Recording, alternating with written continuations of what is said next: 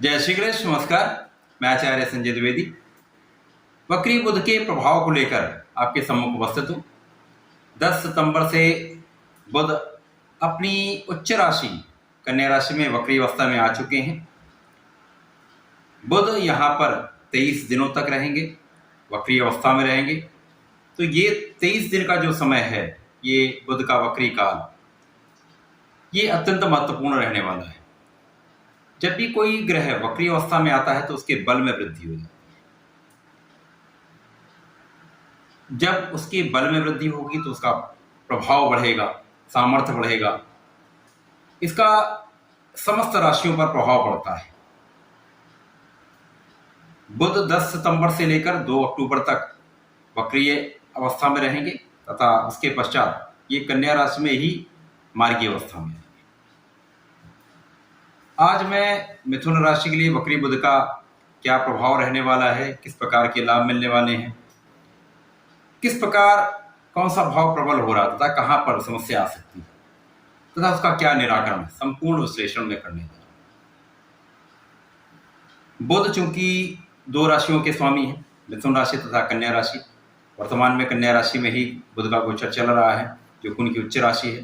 मिथुन राशि के लिए बुध 2 केंद्र के स्वामी। बुध मिथुन राशि के लिए लग्नेश है तथा सुखेश है।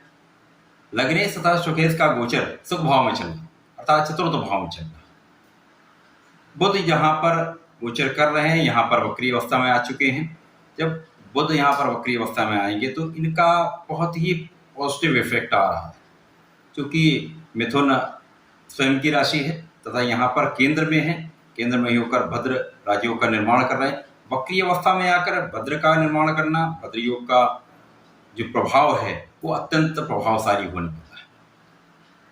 तो यहाँ पर आपकी लग्न बहुत प्रभावशाली होगी, आप बहुत बलवान स्थिति में होंगे, आपका प्रभुत्व बढ़ेगा, आपका स्वास्थ्य बहुत अच्छा रहने वाला है, आपकी वाणी का भाव, आपकी वाणी का प्रभाव बहुत अच्छा पड़ने वाला है।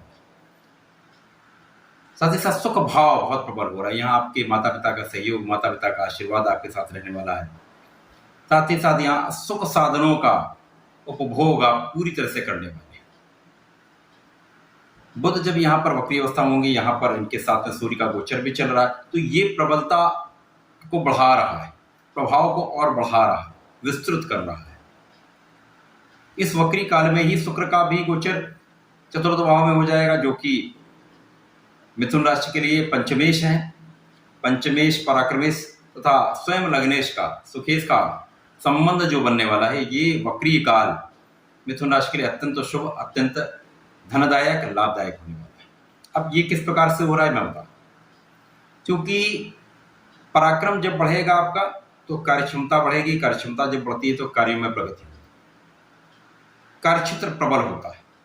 कार्यक्षेत्र की प्रबलता से आपको धन का प्रचुर लाभ, क्योंकि बुध भद्र योग बनाकर चतुर्थ भाव में है तथा कार्यक्षेत्र में कार्यक्षेत्र के स्वामी का गोचर आपके प्रबलता को कई 100 गुना बढ़ा रहा है।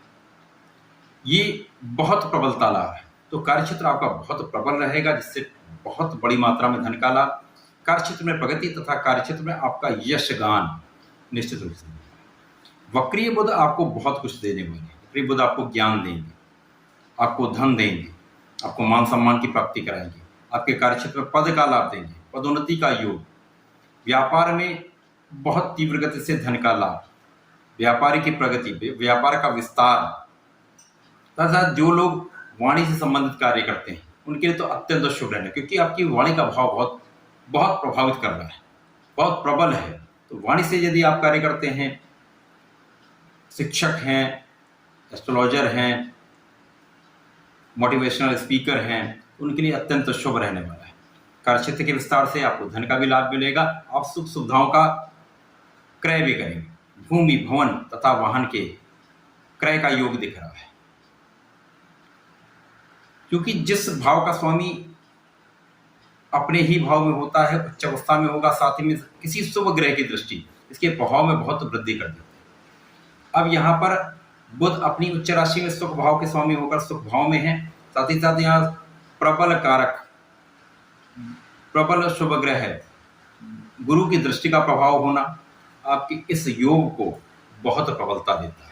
तो निश्चित रूप से आप सुख की मात्रा बढ़ाएंगे, ऐश्वर्य की मात्रा बढ़ेगी, सुख संपत्ति का अर्जन करेंगे तथा जीवन बहुत सुखमय होने वाला है, प्रगति होने वाली है, आपको कार्यक्षेत्र में सफलता मिलेगी। तो ये वक्री काल मिथुन राशि के लिए अत्यंत शुभ है, बहुत ही अच्छा समय है। तथा इस वक्री काल में ही विवाह का योग भी बन रहा है, क्योंकि यहाँ पर जो लग्नेश हैं उनके साथ गुरु का चतुर्दशम का संबंध तथा लग्नेश पर गुरु की दृष्टि का होना, यहाँ पर चूंकि गुरु सप्तमेश हैं, सप्तमेश होकर दशम में है, उनकी दृष्टि का प्रभाव विवाह का योग भी बन रहा है।